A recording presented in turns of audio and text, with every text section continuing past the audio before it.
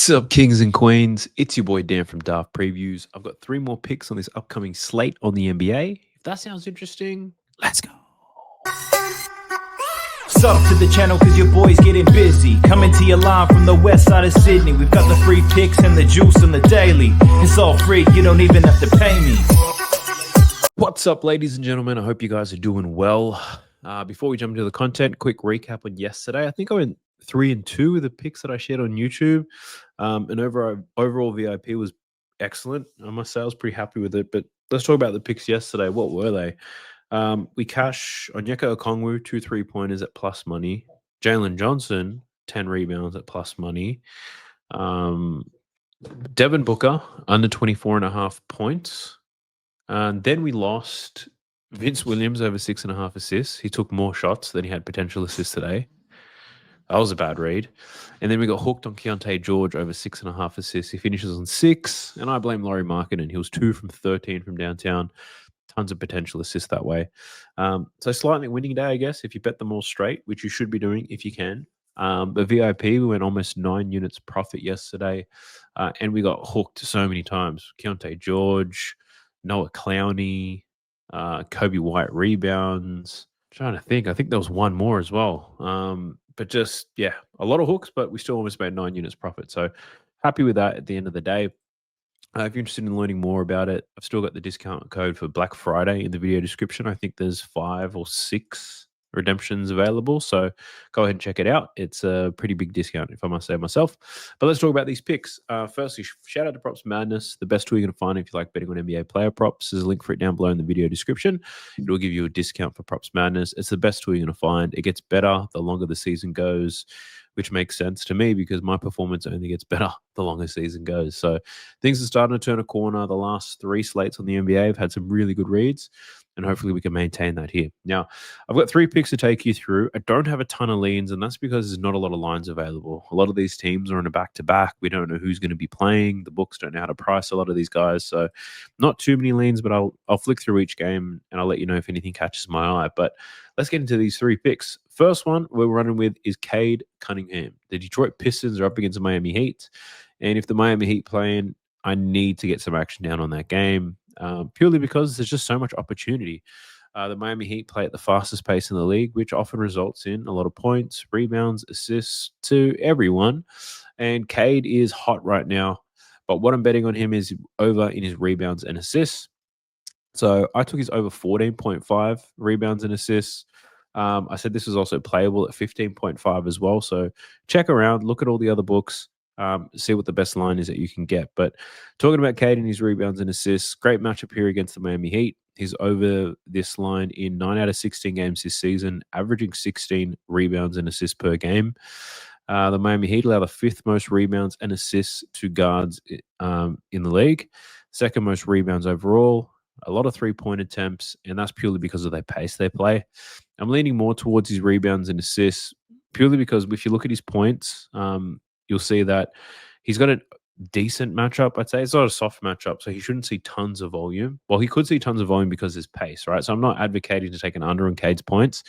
Although the Miami Heat, pretty good at limiting points in isolation. They're good at limiting points in the pick and roll as well, which means Cade Cunningham likely leans on the other players within his team. He's not just going to carry them through his scoring.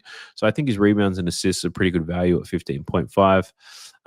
Now, one of the main reasons I like this is the pace, if I'm being honest with you, more so than anything else, because like as a general thing, pace tends to open up more opportunities, right? But certain players thrive in pace and certain players don't. And Cade Cunningham is one of those guys, whereas if you put him in a high-paced matchup, he performs extremely well. So you can only do this using PropsMadness. But if we filter the games where Cade Cunningham versus the teams in the top half of the league in pace, so the fastest teams in the league, you can see here Cade Cunningham over this rebounds and assist line in 5 of 8 games, averaging 16.5. So Cade's over this line in 4 out of his last 5 games. The assists, for the most part, have been relatively consistent. Had a couple of down spots here against the Pacers, then also against the Boston Celtics. Not the best matchup for assists. Both of those teams ranked towards the bottom of the league, 7th fewest and 5th fewest. The Miami Heat, bottom 10 in terms of assists allowed overall. But he's been cashing his rebound and assist line quite well lately because of this big uplift in his rebounds. In his last 4 games, 8, 11, 8, and 13 boards.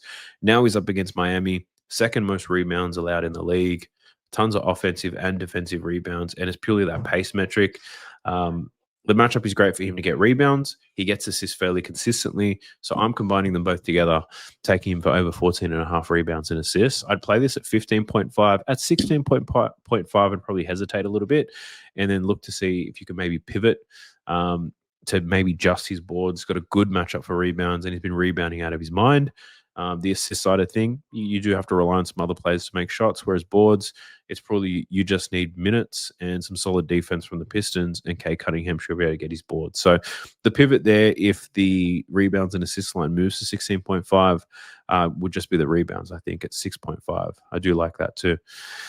Now, the next pick that I've got for you, we're heading into this Raptors game. Where's the Raptors? Raptors versus the Charlotte Hornets. And I'm rolling with BI here. Brandon Ingram took him for over 24.5 points. Now, he's only over this line in 7 out of 19 games. Not great, averaging 21.8 this season. But context is important because RJ Barrett is still out.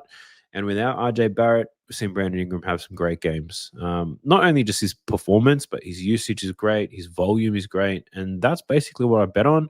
Variance is going to kick you in the ass sometimes, right? You can make the perfect read, but variance still happens. And this is one of those looks. I think if this loses, it's going to be a variance look. It's not that Brandon Ingram didn't decide to shoot the ball today, well, hopefully anyway. So in the 2 games without RJ Barrett, he's averaging 31.5 points. Yeah, this is an outlier. 37 against the Cleveland Cavaliers. It kind of lifts the average up a little bit. 26 against the Pacers. But the main things I like this look for Brandon Ingram is the volume side of things. 30 attempts and 23 attempts in those 2 games. So a lot of volume. The other thing I like is his usage rate. He had a 41% usage rate against Cleveland, which is, I don't think that's something sustainable, but he had a 30% usage rate more recently against the Indiana Pacers. And if you can maintain a usage rate around 30%, I'd be really happy with that. It's a pretty high usage rate. The other thing to call out here for Brandon Ingram is the matchup up against the Charlotte Hornets. First thing I'll call out is their bottom 6 in the league in terms of points allowed to pick and roll ball handlers. They also allow the 3rd most points in isolation. And with RJ Barrett out of the lineup, they're running more and more ISO sets here for Brandon Ingram. So his increase in usage is typically in isolation and pick and roll sets. Both of these things the Charlotte Hornets are very bad at. They also give up a ton of points to pull up jump shots. Brandon Ingram scores 50% of his points to pull up jump shots. And that's partly because of how the Charlotte Hornets are always sitting in a deep drop. They're always trying to protect the rim, which leaves them very vulnerable in the mid-range, even out on the perimeter. So Brandon Ingram, he's going to have a lot of opportunities to go one-on-one with his defender. He can definitely score, get to the free throw line. In those pick and roll sets, Corkbrenner, Diabate, they're going to sit relatively low. They're going to force that mid-range jump shot out of Brandon Ingram, and he'll take it more times than not. So he's got an excellent matchup. RJ Barrett's not there. We've seen 2 examples where he's seen extremely high usage without him.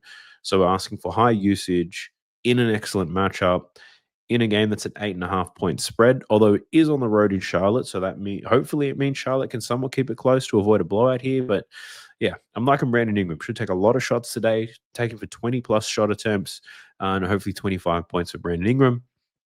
Now, the last play that I've got for you is in the Pelicans versus the Warriors. And I'm rolling with Sadiq Bey here. Just rolling with the hot hand. It just makes too much sense for me. And I'm taking his over in rebounds. So his line was at 5.5 earlier. It's now at 6.5 at plus money. So I'm taking 7+ rebounds. I took Sadiq Bey for 7+ rebounds when his line was at 5.5.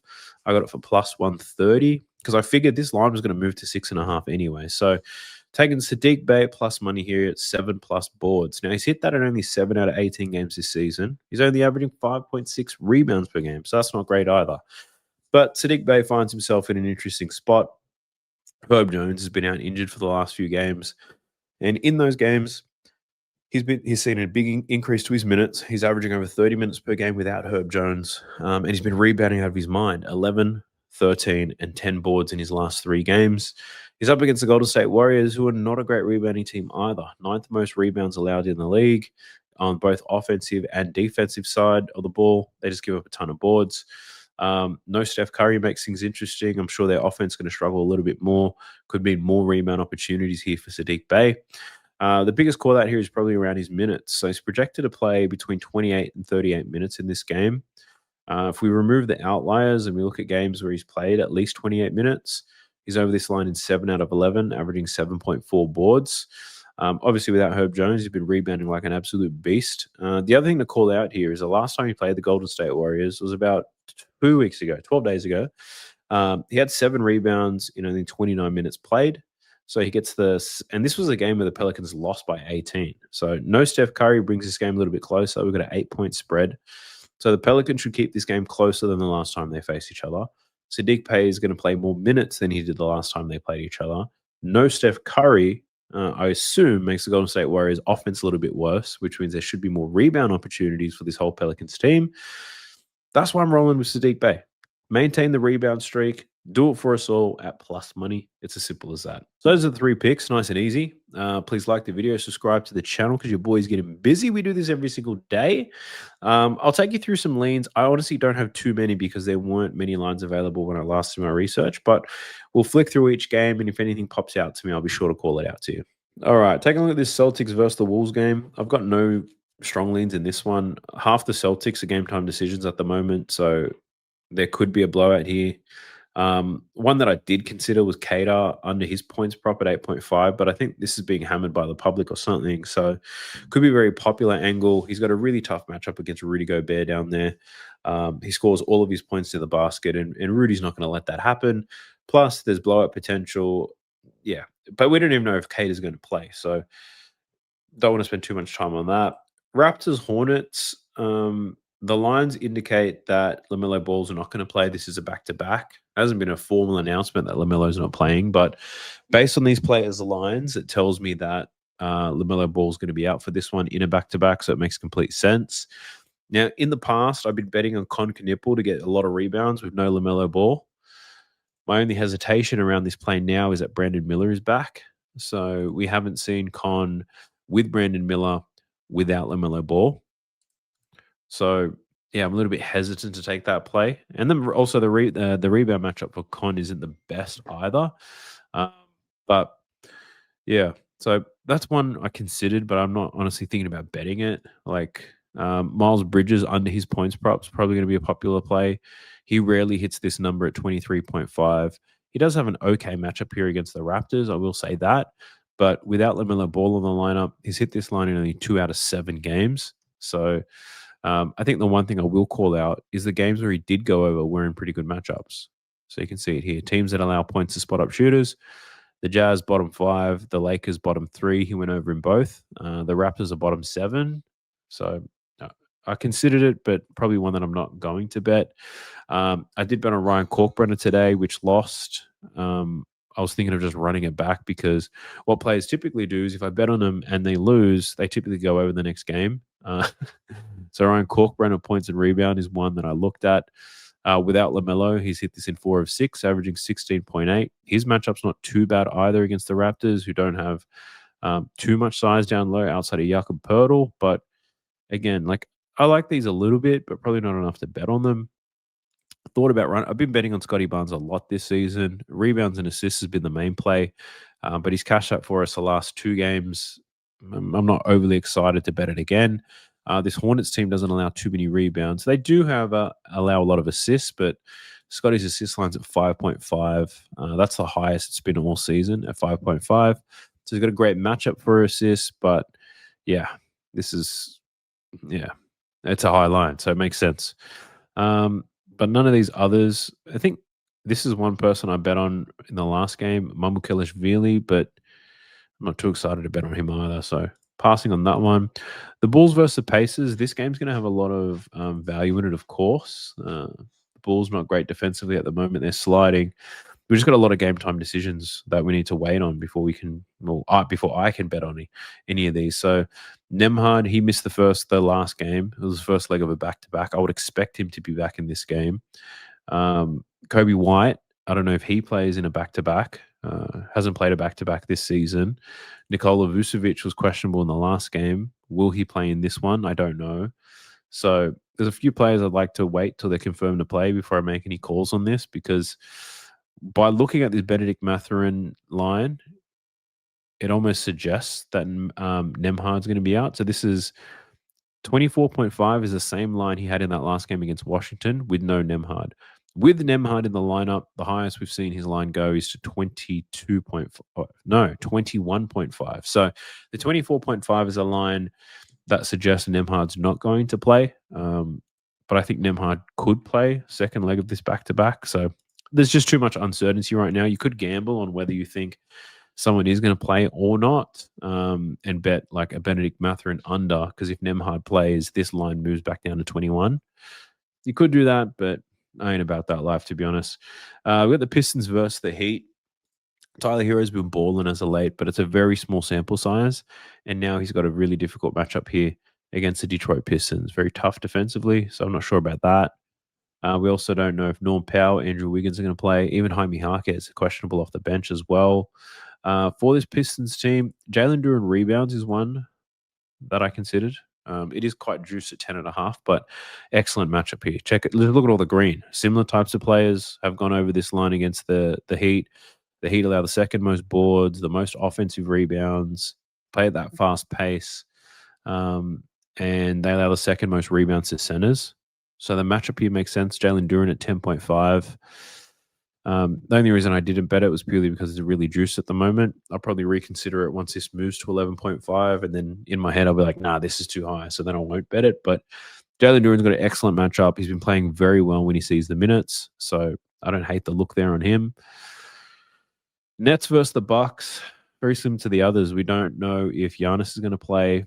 We don't know if Michael Porter Jr. is going to play. And they're the two most important players for each team. So it makes it a bit difficult to bet the other guys in the other team. So that's more of a wait and see. Then the Pels versus the Warriors. We know that Steph Curry is not going to play. For the Pelicans, we've got Trey Murphy, who's a game time decision as well. If he's out, it probably helps our Sadiq Bey look a little bit better. But when I ran through the numbers here, and I looked at the games without Steph Curry, like Will Richards is the only player who's done well without Steph Curry in the lineup. But we've got a very small sample size. And then the other thing to factor in is a lot of these games were blowouts. Either the Warriors blew someone out or they got blown out when Steph Curry wasn't there. We've got an 8-point spread here against the Pels. Like, I feel like a lot of the data that I looked at of games without Steph Curry, it's not reliable anyway. It's a small sample size and they were blowout games. So, yeah, I'm not loving too much in this Warriors game right now. And then for this Pels, it's like they're a relatively deep team. Jeremiah Fears, maybe his assists. Now, Jeremiah Fears is a guard that doesn't get many assists, so I will call that out. But we're catching a buy low spot for him. So 2.5 assists is the lowest line he's had all season. 2.5 assists against the Warriors, who allow the third most assists to guards because of the pressure they put on them. Could be something that I'm interested in taking a look at, but yeah, he's not a pass first guard whatsoever. That could result in a pivot into Jose Alvarado assists. I know he's capable, but he's extremely inconsistent. Derek Queen assists. He can pop off from time to time. He had 6 assists last time against the Warriors, played only 25 minutes. The problem with Queen is he might only play 25 minutes here. Like, his minutes and rotation is all over the place. So again, that game's a little bit yucky. Then we got the Nuggets versus Suns. Both of these teams just lost today. They're on a back-to-back. Nikola Jokic looked angry, so he could do some destruction in this game potentially. But as always with Nikola Jokic, his lines are extremely high. I don't know. Do we just look at a triple-double and just leave it at that for him? Matchup-wise, I'd say there's no one with a clear advantage. We also don't have a lot of lines for the Suns right now for Phoenix. But with PropsMadness, you can look at players who don't have lines anyway to see what their historical closing lines are and stuff. I did take a look around. Dylan Brooks, his line against OKC was 17.5. Some books have him at 19.5 in this game against Denver.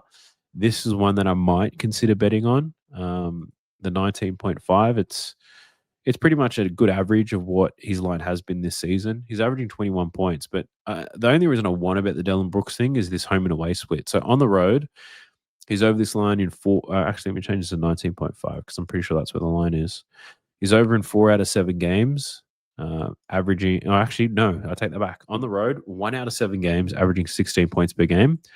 At home, he's over this line in 6 out of 7, averaging 26 points per game. The only game he went under was against the Pelicans. That was a blowout win where he only saw 26 minutes. So up against Denver. Denver's on the road, so this game should be a little bit tighter. We've only got a 5-point spread. Brooks should see his full set of minutes at home in an okay matchup, is what I'll say.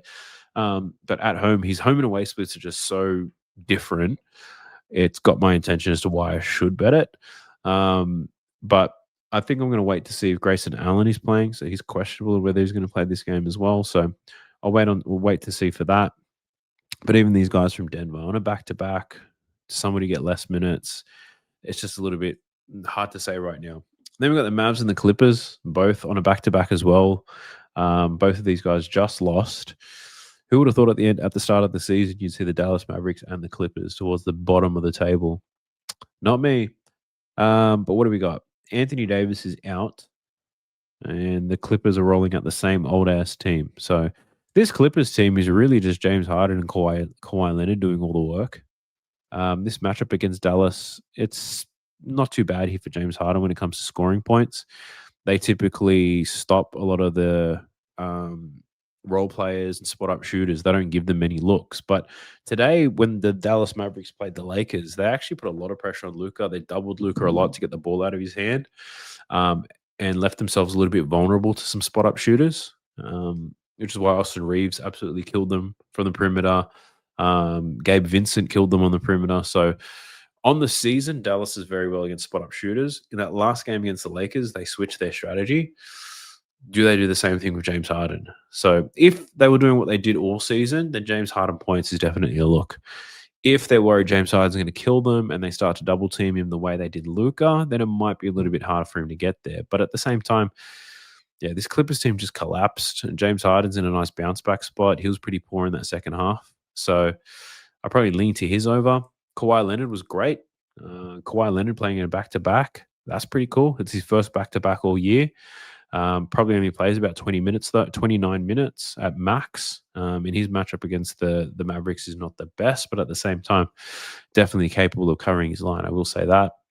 For the Dallas Mavericks, it's the only one I'd consider betting on is Max Christie purely because of his hit rate. 10.5 points over in almost every game. But I've actually been burnt by Max Christie twice this season. This game against Memphis where he had 9 points, and then this game against Minnesota where he had only 1 point. And what I found from those two games is they were both back-to-back games where he didn't see the minutes he was projected for and he didn't shoot the ball very much. So even though Max Christie has an excellent matchup here, the Clippers get absolutely smoked above the break and killed by spot-up shooters. Max Christie on a back-to-back has killed me twice already. So it could be somebody else, someone deeper on the bench. It could be a Najee Marshall. It could be Klay Thompson. But I'm going to wait until more lines get released and more players for me to analyze before I take a bet on this game. It's the very last one of the day, so I don't really need to rush into it. So, yeah, as I said, it's probably not the most valuable section of leans that I have, but at least you understand my thought process. And maybe you didn't consider a lot of the things that I have when it came to looking at all those players. So hopefully that was valuable for you. If it was, smash that like button. But if you are betting on this slate, I wish you the absolute best of luck. Make sure you do it responsibly. I'll catch you in the next one. Peace. Sub to the channel cause your boy's getting busy. Coming to your line from the west side of Sydney. We've got the free picks and the juice on the daily. It's all free, you don't even have to pay me.